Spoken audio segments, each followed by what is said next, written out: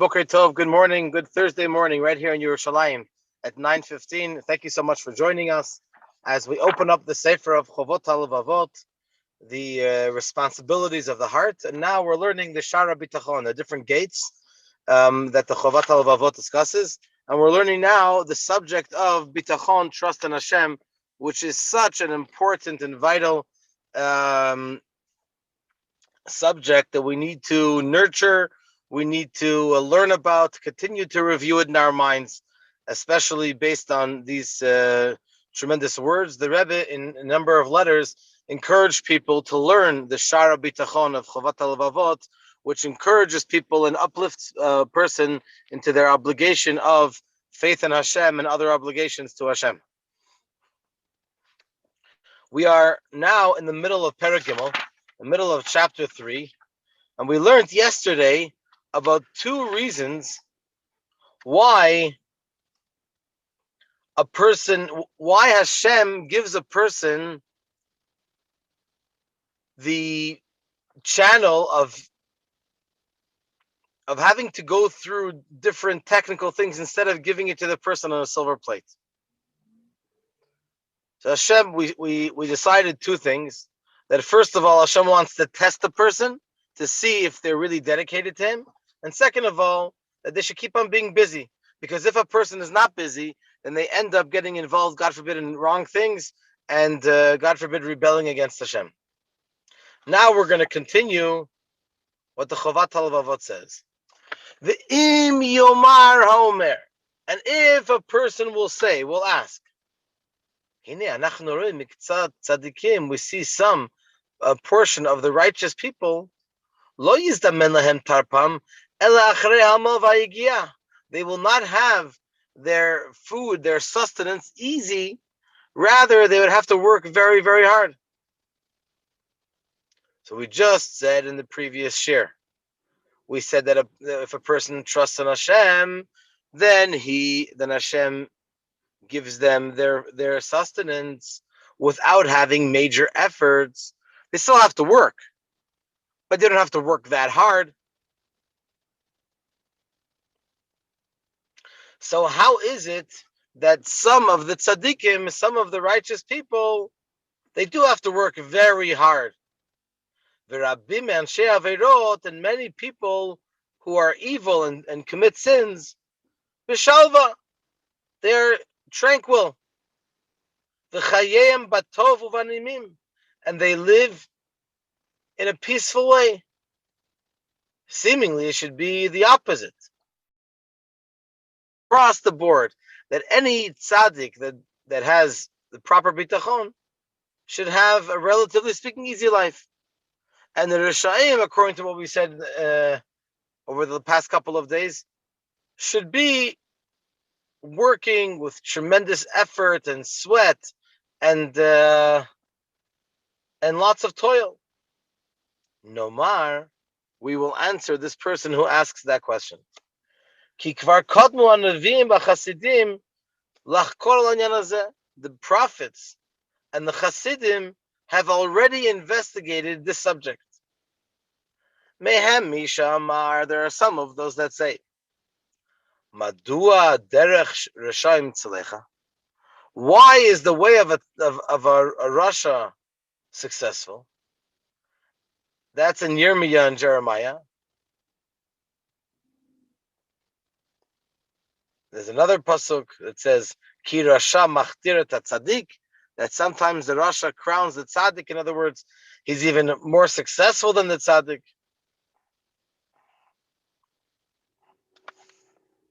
And there are several psukim, several verses, which indicate that sometimes the Rasha, the sinner, can be more successful than the tzaddik.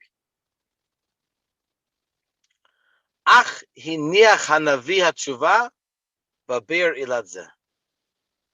The Navi, the prophet, refrains from responding to this question. Why? מפני שעילת כל אחד מן הצדיקים הנבחנים וכל אחד מן הרשעים שהם בטובה בעולם הזה זולת עילת האחר. The reason why one tzaddik can be overworking, and why one Rasha can be living with tranquility in this world, can be for different reasons. In other words, you have the general concept that we talked about yesterday and the day before, and that general concept is that a tzaddik shouldn't have to toil much, and the Rasha should have to toil. But sometimes there are other causes, there are other calculations that come in that we don't know. There are many things that we don't know. Most things we don't know, in fact. And so when Hashem acts in a certain way with one person and another way with another, we don't know the side reasons why this could happen.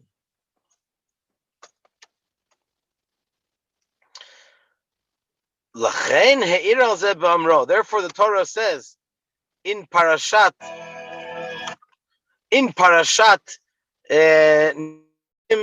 right towards the end of the Torah, Hanistarot Lashem Elokeinu.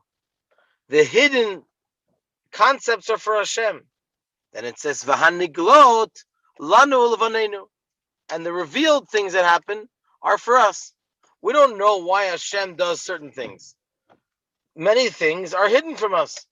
After all, how can we expect to be the big understander of Hashem's ways? Hashem is the infinite, and we are human beings, finite, little, tiny nothings. How could we ever compare and try to understand the ways of Hashem?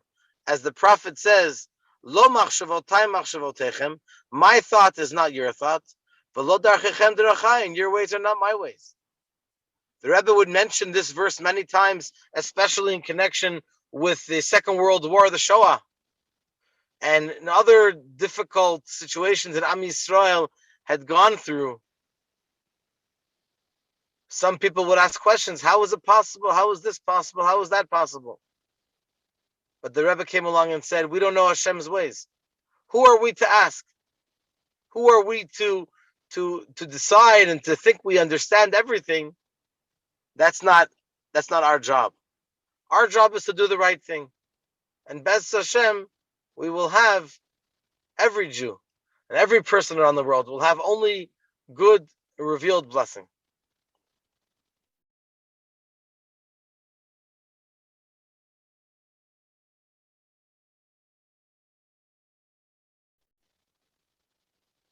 The Amar Hacheleze. Shlomo HaMelech, King Solomon, says something similar. He says, Im Oshek, Shlomo HaMelech says, Im Oshek Rash V'Gezel Mishpat V'Tzedek Tir'eh B'Medina Al Titma Ala Chefetz. If you see something that doesn't seem to be justice, don't wonder, don't ask, because it's Hashem that runs the show. As we say in the second to last parsha in the Torah, Parshat Ha'azinu, Hatzur Tamim Pa'alo, Kichol Derachav Mishpat. The rock, Hashem is considered the rock. Everything he does is sincere and complete and pure. Kichol Derachav Mishpat. For all of his ways are just. Nevertheless, the Chovot HaLevavot does want to give us some kind of understanding and insight into this subject. The Im Kol Zeh, nevertheless, Ra'it, I saw the necessity to be able to explain Masha Hayabo, what's going on in this whole subject, Ma'ataspaka, at least a little bit, to give us a little bit of a taste of why Hashem does certain things and how we can at least understand a little bit, even a tiny drop. V'omar, and I will tell you, כי הפנים אשר בעבורם יימנע מהצדיק הזדמנות תרפו עד שיטרח לו ויבחן בו. The reason why sometimes a tzaddik may have to overwork, to make a great effort and toil in order for him to receive his food and his sustenance. It's in order to test his righteousness. ייתכן שזה מחמת איזו עבירה שעבר בימים עברו. It's possible, he says, that it's because of a specific avera, a specific sin from many years before. Shechayav lehanesh aleh, that he has to be punished for it.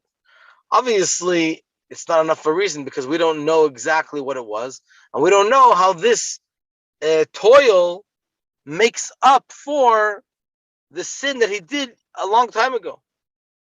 Obviously, Hashem, who sees deep into our soul, then for sure he knows, he runs the world, and he orchestrates everything that it should be proper justice. Like it says in the verse in Mishlei in Proverbs, Hein tzaddik ba'aretz yishulam. The tzaddik gets paid back, in other words, for something negative that he may have done, at least on his level, in this world. So in other words, it's not only that we have an excuse, we find a reason why the tzaddik had to have some extra discomfort. Oh, maybe it's because something that he did years ago. But moreover, it is a greater blessing. It's easier. It's better to finish off any punishment which you may have had in this world, and in the next world, he saves a lot of punishment in the next world, even a little bit.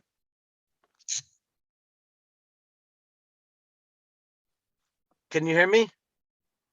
Yes, Rabbi. Thank you.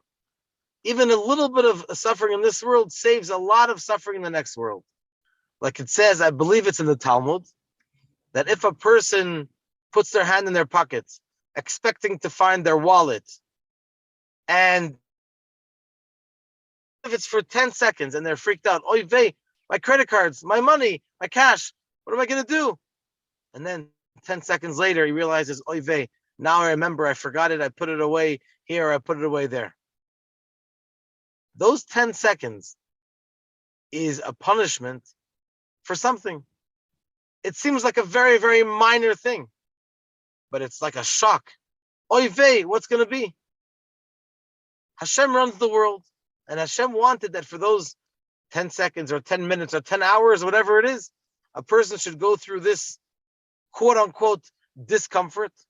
Or in 2021, it's almost 2022, another example can be where basically something, an important document, Khalila, can be lost on the computer. Oy vey, I worked many hours on it, what could it be? And then hopefully afterwards, you can retrieve it. Or maybe, God forbid, not. Hashem is the one, we have to try our best.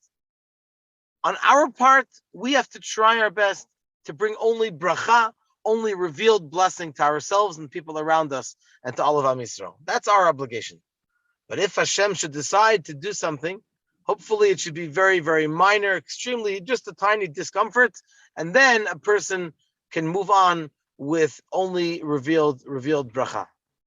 So the bottom line over here is, like it says over here,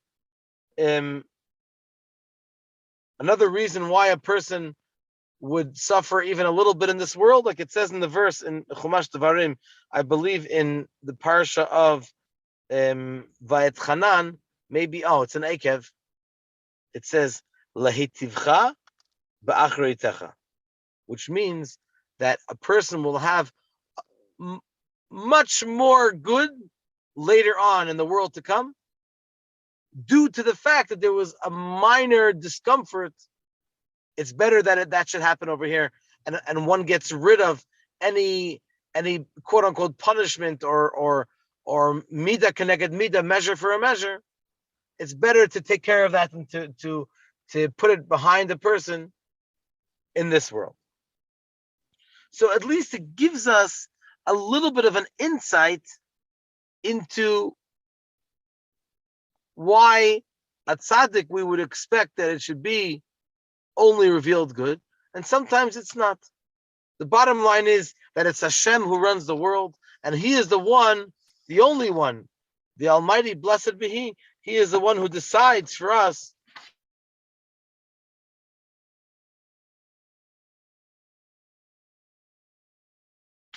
what it should be. So it's our job to dive into it. That whatever we should be understanding and trust that everything that Hashem does is good and for the best. For the present and the future,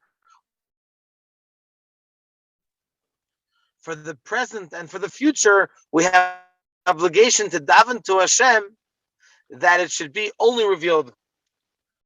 V'yesh, and sometimes sheyeh laharot sivlo v'asbarato atova b'avodat haborei yitbarach kidei sheyilmedu bnei adam mimenu k'mo sheyadata me'inyan Yov. Sometimes a person suffers in order to show that he receives the suffering he accepts what Hashem gives him, and it does not diminish at all from his service of Hashem, in order that people should learn from him. Obviously, it's Hashem who decides and learns and programs what should be in every scenario and in every situation. The yesh, sometimes sometimes the tzaddik suffers because of the people in the generation, because of the Rishayim, because of the evil people in the generation. The yivchanehu haborei taleh be'oni u'bereshu b'chaleim harot chasiduto va'avodato le'elokim mibaladeim. Sometimes Hashem will give the tzaddik suffering in order to show his piousness, his piety, I believe the word is, his piety, and how he serves Hashem, le'umatam, versus the other people, the Rishayim, who do not serve Hashem, even though they have everything they need. V'yesh, and there are some people, sometimes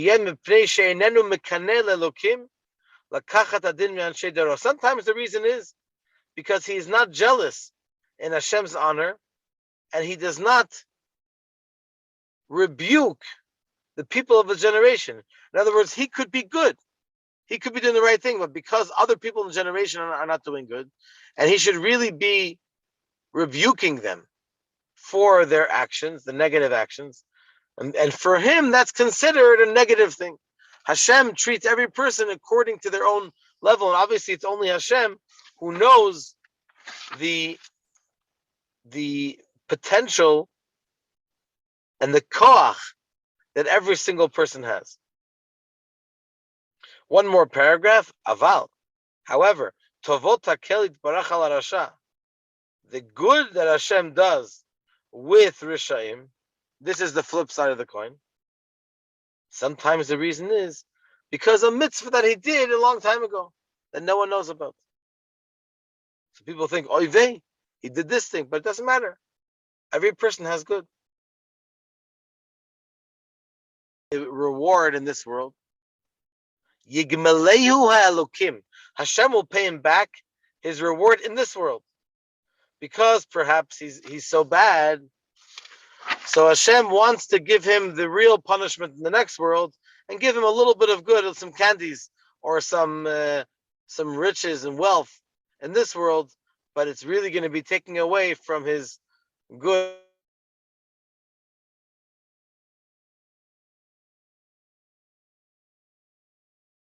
in the next world. So obviously we do not know how and why Hashem does things.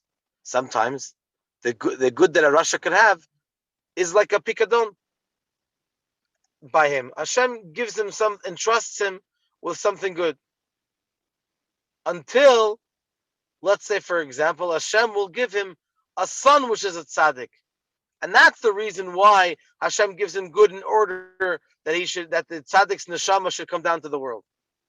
Sometimes the reason is, he has sibai karit, the main reason that these good things may cause him to pass away. Sometimes it could be that Hashem gives him good, the Rasha, because he knows that at the end he's going to do tshuva. And then he will be befitting for this good. And sometimes Hashem does good with the Rasha because something, a kind thing or a good act that his father did or his ancestors did. And it was worthy that Hashem should give the good, should pay back the good to his descendants. Like it says in the verse, Na ra'iti gam zakanti, v'lo ra'iti tzadik ne'ezav, v'zar'o mevakesh lachem. That it could be that all the good that a person gets is for the next generation, for the children. And sometimes it could be that Hashem wants to test the Rasha to see. Sometimes the Rasha shows, look, I'm so successful, I'm like a tzaddik. So then people might want to leave Hashem's ways. So Hashem wants to test them and see if they will follow his ways, regardless of the fact that this Rasha is successful.